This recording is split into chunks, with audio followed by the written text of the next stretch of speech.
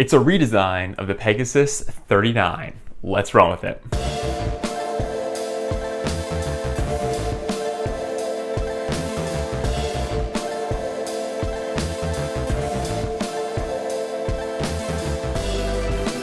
Before we get started, I do want to say these shoes were provided to me by Roadrunner Sports. However, they didn't have a chance to preview this video, and this final synopsis is my own. And I'd also like to say please leave a like on the video and consider subscribing.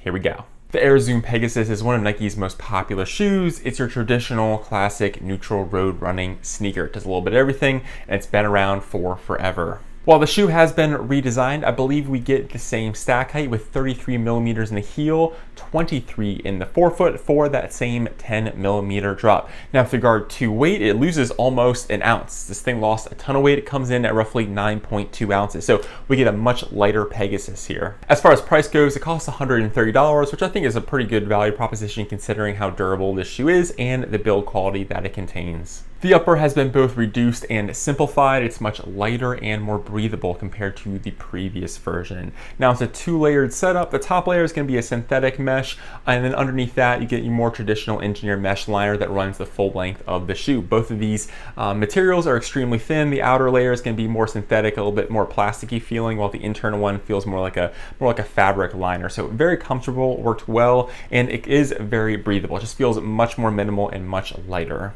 As far as the fit goes, it fit true to size, although I will say it is a rather snug fit, at least for me, especially once you get to this top of the toe box. It is rather pointy. A lot of Nike shoes have this. For whatever reason, they make their shoes in a more narrow fashion with these pointier toe boxes. So I would just keep that in mind. It is a more snug fitting shoe, especially at the top of the toe box. The tongue is fully gusseted. It connects directly into that internal liner that we talked about before. As far as padding goes, it's more on the minimal side of things, although extremely comfortable. I think this is a good balance. You don't want it to be too plush because then it becomes a sweat sponge. You don't want it to be too minimal because then you start to get lace pressure. I think this walks the line very well. I'm very happy with it. It is, again, rather minimal, but I think there's enough there to provide comfort. I was very happy with the sensation. Kept the lace pressure off and provided a nice, seamless, consistent feel. As far as the lacing goes, Nike brought back their fly wire cable experience. I believe on the previous version it was like large strips of fabric, and now they've kind of pared that down to help reduce weight. So it's these thin green cables that extend on both sides of the midfoot. This gives you a better lockdown. And in my opinion, I think this worked well. I don't know how much these flywire cables make a difference. I thought the lockdown fit of the Peg 39 worked really well. It didn't have any heel slip. Felt very connected to this platform. Now moving to the back of the shoe, plenty of padding. Really comfortable experience for such a light shoe, or at least a light daily trainer.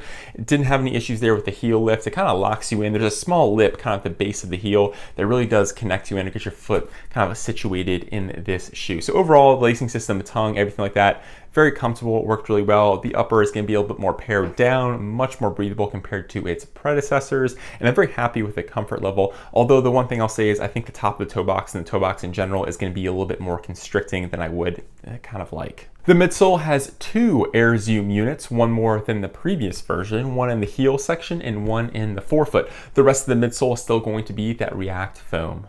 Overall, in my experience, you notice most of the cushioning at the back of the shoe with that new Nike Air Zoom bag directly under your heel. As you move to the front of the shoe, it becomes a much more firm, much more minimal experience. It feels like a very thin forefoot, and the Nike Air Zoom bag directly under your forefoot wasn't as pronounced as other Zoom units I have tried in the past. Now, I think this helps the shoe perform at those medium to faster paced runs, not so much at the slower paced runs. So if you're looking for a recovery day shoe or slower shoe, I'd probably go in a different direction, but for those medium to faster paced daily training runs, I think this works well. Now, the other thing I'll say is that it's a very flexible shoe. You do get quite a bit of bend in the forefoot, and it feels very nimble. It moves with your foot, which I thought was a very nice touch. Moving to the outsole, we do get a redesign here. However, it's going to be very similar. It looks fairly similar to historical Nike Air Pegasus outsoles. You get the lateral edge here with the grid-like pattern that extends down the medial side.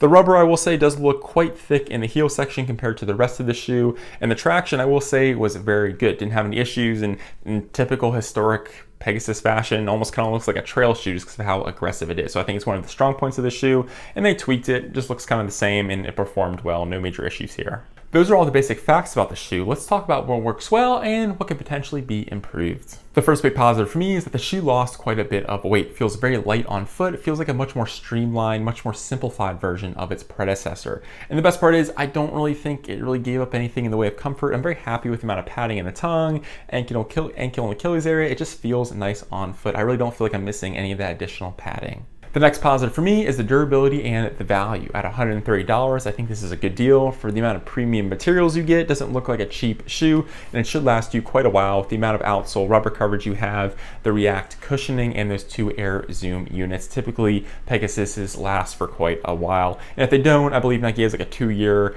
return policy on like any defects or anything like that. So just keep that in mind. But for $130 for this kind of shoe with this kind of premium materials and look, I think is a good value. The last positive for me is it's a rather versatile shoe from lifestyle wear to almost any run you want to go on. Now, the one caveat I'll say is it's not great at those slower paces just because you don't have as much cushioning underfoot, but I think at the faster tempo workouts, medium kind of paces, it does excel, pun intended. It feels very light on foot. I like how thin the upper is. It just has a nice, comfortable experience, and it was just fun to run in, again, at those medium to faster paces. However, the shoe wasn't perfect, and there are a couple things that can probably be improved. The first thing I would probably change is the fit of the top of the toe box. This is kind of a running theme with Nike. Typically they make a pointier shoes, at least in my experience, and I wish they would just kind of open it up slightly. Now I really don't have wide feet. The rest of the shoe fit very well. I just feel that the top and the kind of the volume of the top section of the toe box are just a little bit too constraining. The next thing I would probably change is the Air Zoom bag under the forefoot. I wanted them to make it a little bit more lively, maybe increase the pressure a little bit more or something. I just didn't notice it a whole lot under the forefoot. Not a bad experience, it just wasn't as lively as I was hoping for. So where does that leave us? Well, I'm very happy with the updates. They pared down the upper, made it much lighter, more breathable. I'm always a big fan of that without sacrificing comfort. The tongue was great, ankle and Achilles area, plenty of padding, and the additional Air Zoom bag and the heel I thought was a nice touch. My only real caveat with it is the fit of the toe box, and I wish they make the forefoot a little bit more lively. Again, this shoe works better for the faster paces. I think this is a faster daily trainer, not a true like max tempo daily trainer, but it's medium to fast pace.